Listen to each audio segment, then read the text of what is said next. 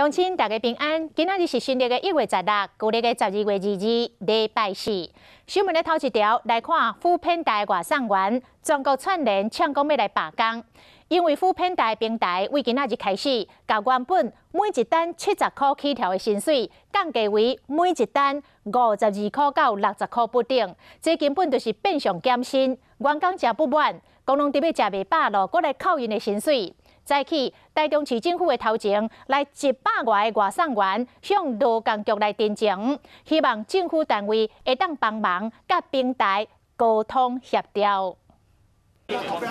几百鸟禽送货员做伙扭北部条抗议。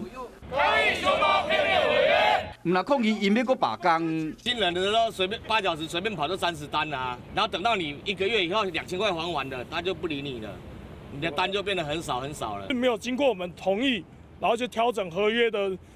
的一些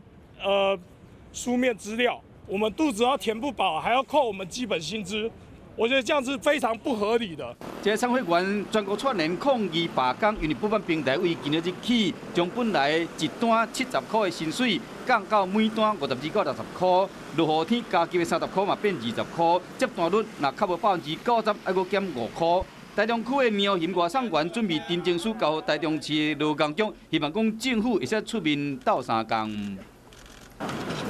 平台嘛针对因的诉求做回应。为了让外送员的工作能够更有弹性，那同时我们在台湾的经营能够更长久、更稳定，优化接单机制，然后提供更完整的保险保障。